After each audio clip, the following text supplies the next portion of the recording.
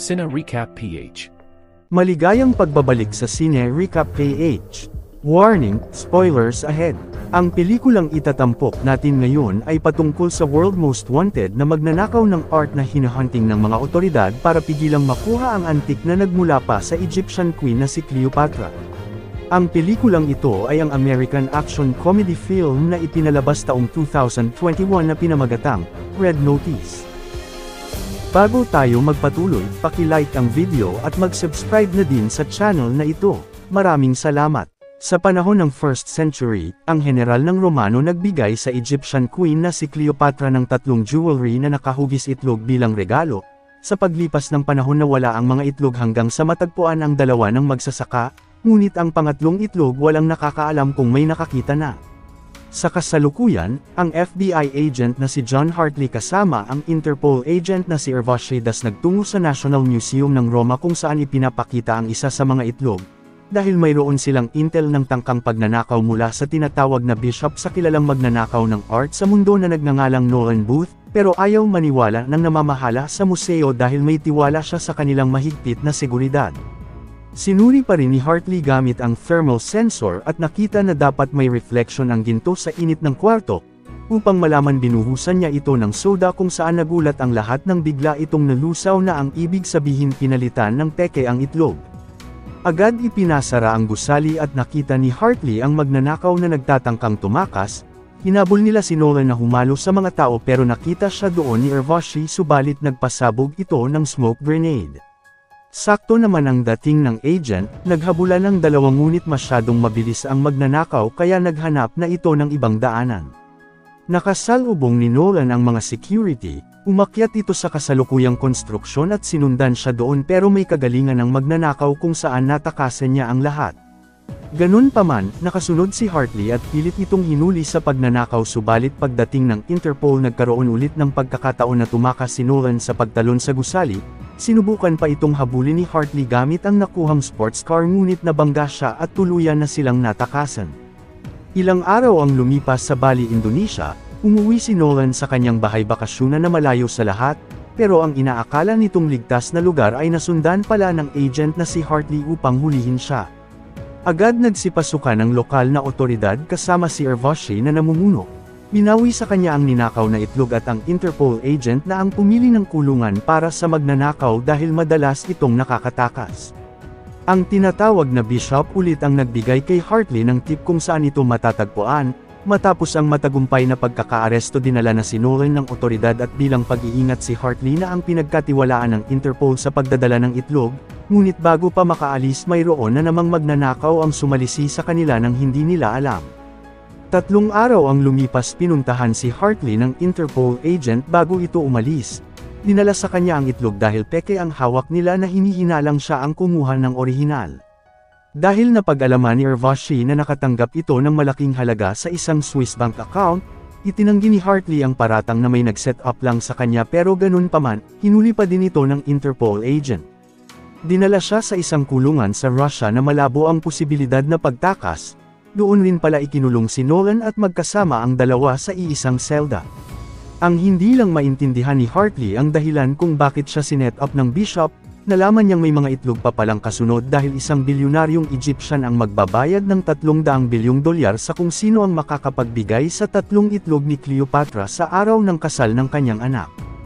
Ang unang itlog hawak na ngayon ng bishop, ang pangalawa kasalukuyang nasa kamay ngayon ng international arms dealer na nagngangalang Sotto Voce.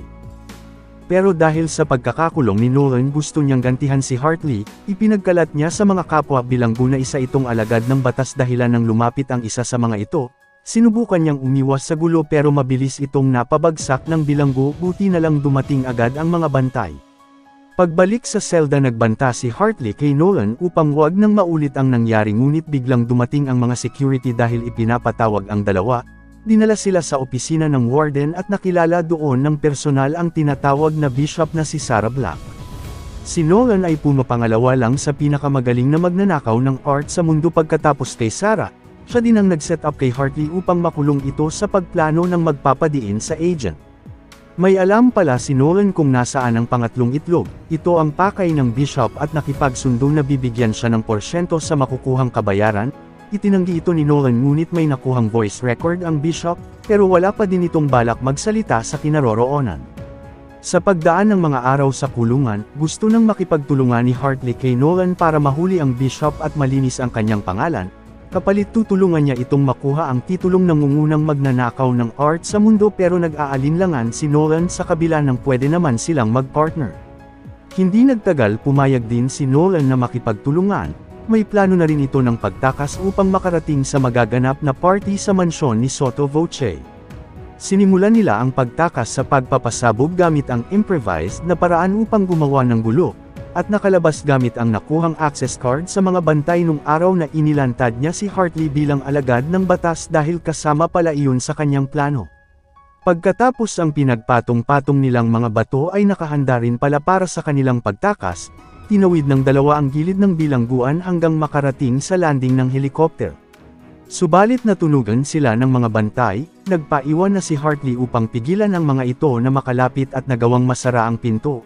Napag-ana na din ni Nolan ang helikopter ngunit may rocket launcher ang mga ito, buti na lang nakatalon si Hartley habang ginamit naman ni Nolan ang armas ng helikopter upang gumanti.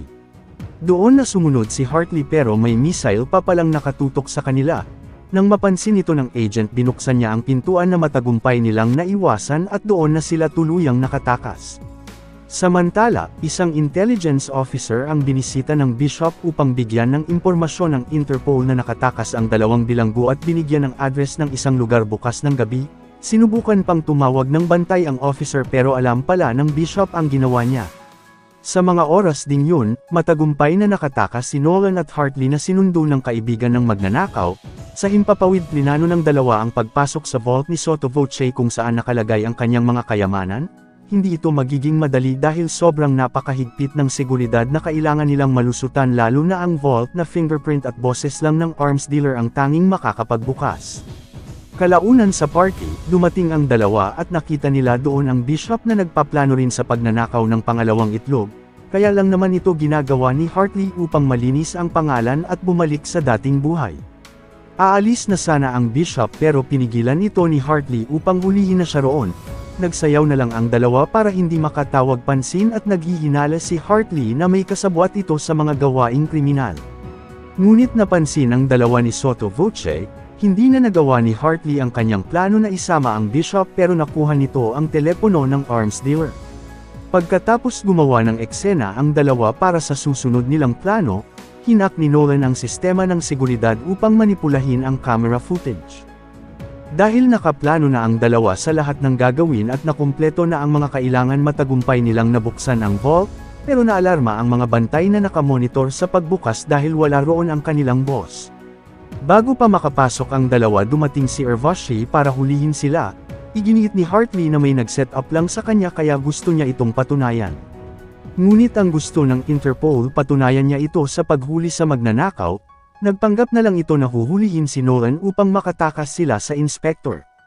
Nang abot kamay na nila ang itlog dumating ang Bishop mula sa iba pang daan, gustong kunin ulit ni Hartley ang pagkakataon para hulihin si Sarah pero ayaw din itong magpahuli. Nalaman naman ni Sotto Voce ang tangkang pagnanakaw sa kanyang vault.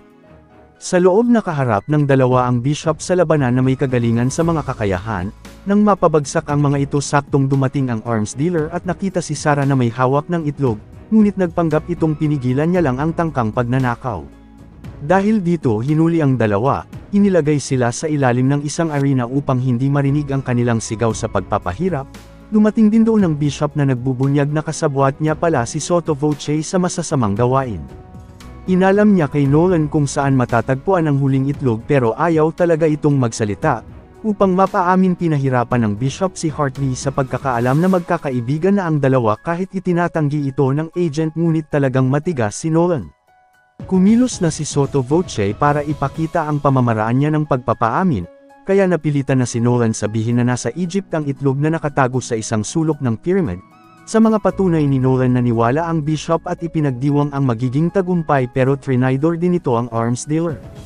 Pag-alis ng Bishop para puntahan ang pangatlong itlog, biglang nagising si Sotto Voce na tila nawawala sa sarili, pinagbabaril niya ang dalawa buti na lang walang tumama bukod sa poses ni Hartley. Balak nang iwanan nito doon si Nolan dahil hinayaan siyang kuryentehin ng Bishop, Inamin ng magnanakaw na nagsisinungaling lang ito at peke ang ibinigay niyang impormasyon, wala nang pakialam doon si Hartley kasi mas importante lang sa kanya mahuli ang Bishop. Pero ipinipilit ni Nolan na alam niya ang tunay na lokasyon, magtulungan silang makuha ang itlog at tutulungan niya rin itong mahuli ang Bishop dahilan ng pumayag na si Hartley. Biglang nagising na naman ulit ang arms dealer, agarang naghanap ang dalawa ng daan palabas at nakita ang hagdan pataas kung saan nasa gitna sila ng arena na may turo. Sa takot ni Nolan tinangka niyang bumalik ngunit nakasunod ang arms dealer, wala na silang nagawa kundi tumakbo palayo sa turo at matagumpay na nakatakas. Agad ding nagbiyahe ang dalawa patungo sa Argentina kung saan doon ang impormasyon ng pinagtaguan ng itlog, dahil ang art at antiques dealer ni Hitler na ang tanging taong nakakita sa pangatlong itlog, umalis ng Germany patungong Argentina dala ang lahat ng antiques nang hindi na bumalik. Magmula noon marami ang nahuhumaling na treasure hunter sa paghahanap sa nawawalang bunker ni Hitler kabilang ang ama ni Nolan, isang pulis ang kanyang ama na mahilig mangolekta ng mga bagay-bagay. Nagkaroon ito ng relo na mas mahal pa kaysa sa sariling anak dahil ang relo ay pagmamay-ari mismo ng art dealer ni Hitler. Nang makita ito noon ni Nolan sa galit niya sinira niya ang relo dahil ayaw niyang makisawsaw sa pag-treasure hunting ng ama nung nabubuhay pa ito, pero may nadiskubre siya sa loob na doon nakalagay ang lokasyon ng sikretong bunker ng kayamanan ng Nazi. 3 araw na paglalakbay sa gubat narating na din ng dalawa ang lugar na kinaroroonan. Dismayado si Hartley dahil wala namang palatandaang makikita ang bunker sa kanilang pinuntahang lugar. Sa galit niya hindi sadyang makita na nasa ibabaw na pala sila mismo ng bunker, dali-dali nilang nilinis ang damo at nadiskubreng totoo nga ang sikretong bunker ng Nazi. Pagdating sa loob may vault silang nakita na imposibleng mapasok, naalala ni Nolan ang relo ng ama na ito ang susi at doon na nila nabuksan ang vault.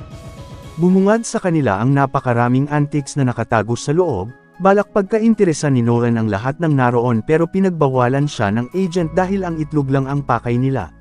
Hindi nagtagal natagpuan din nila ang nawawalang pangatlong itlog ni Cleopatra, subalit nakasunod pala ang Bishop matapos itong sundan sila dahil nung una palang hindi na siya naniniwala ngunit bago pa niya makuha ang itlog dumating din doon ang Interpol. Nagtulungan na ang tatlo matapos kumampi na rin ni Hartley sa mga magnanakaw dahil pare-pareho na silang binabaril. Sa dami ng mga alagad ng batas tumakas na ang tatlo sa pagsakay sa nakuhang antik na sasakyan. Hinabol pa rin sila ng Interpol gamit din ang mga nakuhang sasakyan, sa loob may kuwebang daan kung saan doon sila naghabulan na pilit nilang tinatakasan, nagagawa ng Bishop at Urvashi sa itlog na muntik ng mahulog buti na lang nakuha ni Nolan na nailigtas din ni Hartley. Sa pagpapatuloy ng habulan gusto na lang sumuko ni Nolan kaysa mapahamak, pero walang balak magpahuli ang Bishop kung saan dumiretso sila sa pagkahulog sa napakataas na ilog, hindi na nakasunod ang Interpol agent na iniisip patay na sila. Ganun pa man, nakaligtas si Nolan mag-isa dala ang itlog, gusto na niya sanang umalis pero hindi nito natiis si Hartley at iniwan ang itlog para hanapin ang partner. Nakaligtas din pala si Hartley na ikinagulat nang makitang iniwan ni Nolan ang itlog para sa kanya na itinatanggi naman ng magnanakaw. Nagawa ring makaligtas ng Bishop, ipinagmamalaki ni Nolan sa kanya na panalo siya sa kabila ng 2 itlog ang hawak ng Bishop. Dahil sa pagkakataon balak na ring huliin ni Hartley ito para linisin ang kanyang pangalan pero ibinunyag nilang magkasabwat pala ang dalawa simula pa lang. Dahil ang totoo mag-asawa pala ang mga ito at silang dalawa ang tinatawag na Bishop, palabas lang nila ang lahat upang malaman kay Nolan ang kinaroroonan ng pangatlong itlog. Kalaunan sa Cairo, Egypt, matagumpay na nakuha ng dalawa ang 3 itlog at naibigay sa bilyonaryong Egyptian bilang regalo sa kasal ng anak, pero sa kabila nito mas nasorpresa pa ang bride kay Ed Sheeran na kakanta sa kanyang kasal. Dumating naman doon ang Interpol para hulihin ang bilyonaryo dahil krimen ang pagnanakaw ng yaman ng mga Nazi, tumakas agad ang dalawa matapos makuha ang kabayaran sa itlog. Sa ngayon, ine-enjoy na ni Hartley at Sarah ang matagumpay na pagnanakaw, ngunit dumating si Nolan at ginulo ang masayang bakasyon ng dalawa matapos niya ulit makatakas sa kulungang pinagdalhan sa kanya ng Interpol agent. Upang makaganti sa pangloloko sa kanya ng dalawa, itinimbre niya sa Interpol ang perang ibinayad sa kanila ng bilyonaryo, na kinuha lahat ni Urvashi at dahil dyan patas na sila ngayon. Para makapagsimula muli nag-alok si Nolan sa kanila na magtulungan sa bagong racket. Ayaw sanang pumayag ni Hartley pero sumang-ayon na si Sarah dahil nakitaan niya ito ng kagalingan, dumating naman doon ang Interpol pero wala na silang naabutan pa. Dahil dito inilagay na sila sa red notice bilang mga most wanted sa buong mundo, habang magkasama na ngayon ang tatlo para sa panibagong pagnanakaw bilang magka-partner. Dito na nagtatapos ang ating kwento, sana nagustuhan nyo. I-like ang video at mag-subscribe na din sa channel na ito. Maraming salamat sa panunood, hanggang sa muli. Paalam!